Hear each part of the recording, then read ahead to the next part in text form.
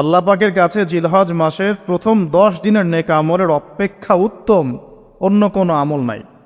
সাহাবীরা প্রশ্ন করলেন যে ওয়ালাল জিহাদু ফি সাবিলিল্লাহ ইয়া রাসূলুল্লাহ, আল্লাহর রাস্তায় জিহাদও কি নয়?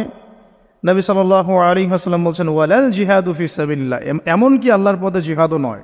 তবে সেই ব্যক্তির কথা ভিন্ন যে ব্যক্তি তার মাল এবং তার নফস নিয়ে বের হয়ে গেছে কিন্তু এটা কোনো কিছু নিয়েই ফেরত আসে নাই, মানে সে শহীদ হয়ে গেছে, সেই ব্যক্তির কথা ভিন্ন। বাকি এই 10 দিনের নেক আমল আল্লাহ পাকের কাছে অন্য সমস্ত নেক আমল চাইতে শ্রেষ্ঠ এবং উত্তম।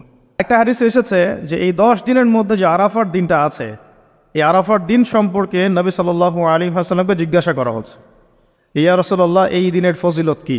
নবী করিম সাল্লাল্লাহু আলাইহি ওয়াসাল্লাম বলছেন আহতাসিবু আলাল্লাহ, আমি আল্লাহর কাছে আশা করি যে এই দিন মানে আরাফার দিনের সিয়াম রোজা এটা কি হবে, কাফারা মানে মাফের কারণ হবে, গুনাহ মাফের মোচনের কারণ হবে, সানাতাল্লাতি ক্বাবলা ওয়া সানাতাল্লাতি বাদা, মানে বিগত 1 বছরের আগামী 1 বছরের 2 বছরের গুনাহ মাফের কারণ হবে একটা রোজা আরাফার সওম। মাশাআল্লাহ, সুবহানাল্লাহ।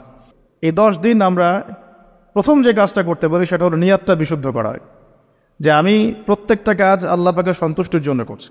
এটাকে বিশুদ্ধ করব যে আমি যে আমলই করব সেটা নামাজ হোক, রোজা হোক, হজ হোক, যাকাত হোক, কোরবানি যাই হোক, শুধু আল্লাহর জন্য করব, শুধু আল্লাহর জন্য, শুধু আল্লাহর জন্য, শুধু আল্লাহকে রাজি খুশি করার জন্যেই সব করতে হবে। এটাই হলো আপনার বিশুদ্ধ নিয়াত।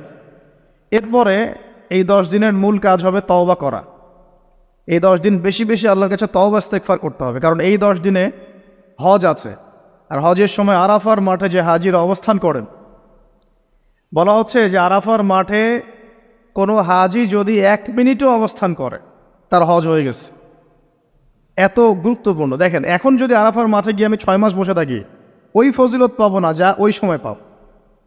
এটা আল্লাহর হুকুম, আল্লাহর হুকুমের এহমিয়ত এটা। এখন যদি আমি আপনি আরাফার মাঠে বসে থাকি সারাদিন সারা রাত, ওই ফজিলত পাবো না যেটা হজের সময় পাওয়া যাচ্ছে। হজের মাঠে আরাফার মাঠে যত হাজিরা আসবে লক্ষ লক্ষ হাজি, তাদেরকে উদ্দেশ্য করে আল্লাহ পাক বলেন, ফেরেশতাদেরকে বলেন, দেখো আমার বান্দারা কি চায়, দেখো ওরা উস্কো খুস্কো চুল নিয়ে এসেছে, ধুলো মলিন হয়ে এসেছে। আরেকটা জায়গা আছে যে ওই দিন আল্লাহ রাব্বুল আলামিন এত অধিক সংখ্যক বান্দাকে জাহান্নাম থেকে মুক্তি দেন যেটা আর কখনো দেন না, এবং ওই দিন শয়তান নিরাশ হয়ে পড়ে। তাহলে এই 10 দিনে আমরা যারা যেতে পারছি না হজে, আমাদের কাজটা তাদের সাথে একাত্মতা পোষণ করে তওবা করতে থাকে। মানে ইউনিটিটা কেন? যেমন ধরুন একটা হাদিস বলি যে আরাফা